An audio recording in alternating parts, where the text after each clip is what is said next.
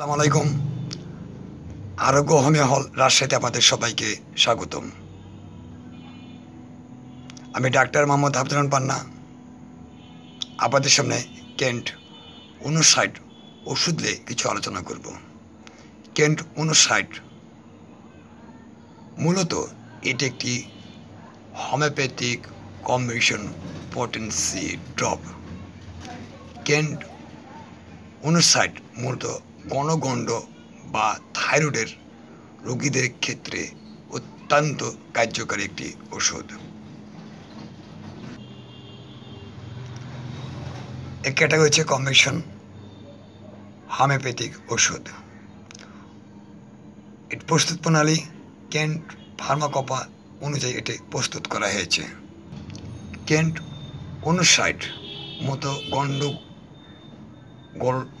গণ্ড বা থাইরয়েড চিকিৎসার ব্যবহার হয়ে থাকে। কেন্ট 59 ওষুধের কার্যকারিতা নিয়ে আপনাদের সামনে এবার আলোচনা করব। গলায় জ্বালা, সামান্য পরিশ্রমে পরে ভারী অনুভব করে, শুষ্কতা, ক্লান্তি, পেশি বা স্নায়বিক দুর্বলতা, স্থূল ব্যক্তির যেসব ব্যক্তি মুদ্রা তাদের থাইরয়েড অ্যাডেনাইটিস সেলাই ইত্যাদি ক্ষেত্রে কেন্ট 59 ব্যবহার হয়। ইত্যাদি ক্ষেত্রে আবার বলছি, ইত্যাদি ক্ষেত্রে কেন্ট 59 ওষুধটি ব্যবহার হয়। কেন্ট 59 কম্বিনেশন ওষুধটি যেসব ওষুধের সমন্বয়ে এটি কমিশন কাছে সেসব ওষুধগুলো আপনাদের সামনে একটু তুলে ধরার চেষ্টা করছি। অ্যাসিড সোরোলাসেথিন D3, ক্যালক্রিয়া ফুরিকা D6, ক্যালক্রিয়া কার্ব D8, কলচিকাম D4, ফুকাস বেশ D6, গ্যালিয়ানাম D4, স্পঞ্জিয়া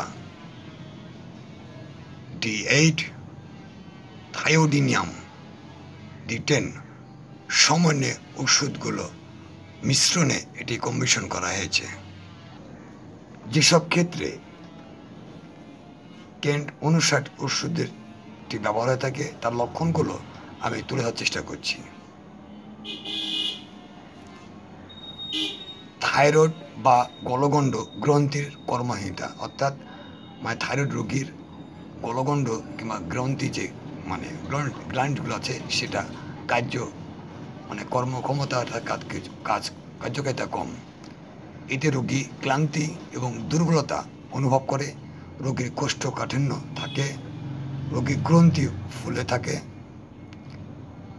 রোগীর স্মৃতি শক্তি কম থাকে, রোগীর বিষণ্ণতা এবং গ্যাস্ট্রিক পাথরের মতো শক্ত গ্রন্থি, মেয়েদের স্তনে শক্ত গিঁট, বিষণ্ণতার সঙ্গে ভিত্তিহীন ভাষা ও ভাস্কুলার টিউমার, কবজির পিছনে গ্যাংগ্লিয়া ও ফোলা, ইন্ডুরেট বৃদ্ধি পায় ইত্যাদি ক্ষেত্রে কেন্ট 59 ওষুধটি অত্যন্ত কার্যকর একটি ওষুধ। এছাড়াও গ্রন্থিগুলি ফোলা এবং ব্যথা করবে, পিটুইটারি গ্রন্থি কর্মহীনতা কমে যাবে, টনসিল ও সাবমিলাক্সারি গ্রন্থি ফুলে যায়, মহিলাদের মাসিকের আগে স্তন কোমর থেকে ফুলে যায়, স্থূলতা ও বিষাক্ত গলগণ্ড, স্থূল ব্যক্তির থাইরয়েড বৃদ্ধি, যেসব ব্যক্তি মোটা তাদের থাইরয়েড আরও বেশি হয়, অ্যাডোনাইটিস, ক্লান্তি ও সামান্য পরিশ্রমের পরে ভারী লাগে, শুষ্কতা এবং গলায় জ্বালাপোড়া সহিত স্নাবিক দুর্বলতা ইত্যাদিতে কেন্ট 59 ওষুধটি অত্যন্ত কার্যকর। এই ওষুধটি এবার সেবনবিধি ক্যান 59 ওষুধটি খাবেন কী করে? প্রাপ্ত ব্যক্তিরা 15 ফোঁটা ওষুধ 1 ঢোক পরিমাণ মতো পানিতে মিশিয়ে সে পানিটা ভালোভাবে ঝাঁকিয়ে সকালে, দুপুরে ও রাত্রে খান। শিশুরা 7-8 ফোঁটা করে ওষুধ 1 ঢোক পরিমাণ মতো পানিতে মিশিয়ে সকালে, দুপুরে ও রাত্রে খান। চিকিৎসক অবস্থা বুঝে, রোগীর পরিস্থিতি বুঝে সে সময় আগে পিছে করতে পারে। মনে রাখবেন, ক্যান 59 ওষুধ নিজে নিজে সেবন করবেন না, এতে শারীরিক ও মানসিক ক্ষতি হতে পারে। বিশেষ করে গর্ভবতী মহিলারা ক্যান 59 ওষুধ সেবনের পূর্বে একজন চিকিৎসকের সঙ্গে পরামর্শ করে ওষুধ সেবন করুন।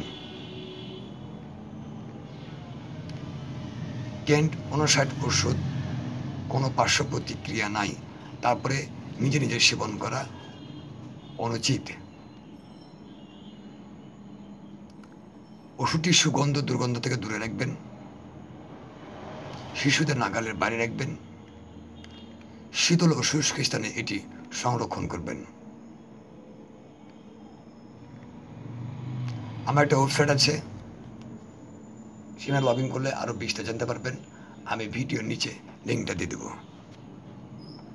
তারপর আমি বলছি arogohomeohall.xyz, আবারও বলছি arogohomeohall.xyz। লগ ইন করলে আর আপনারা আরও বিস্তারিত জানতে পারবেন। আর একটা কথা, যেসব রোগী বন্ধা বিভিন্ন জায়গায় ওষুধ খেয়েছেন,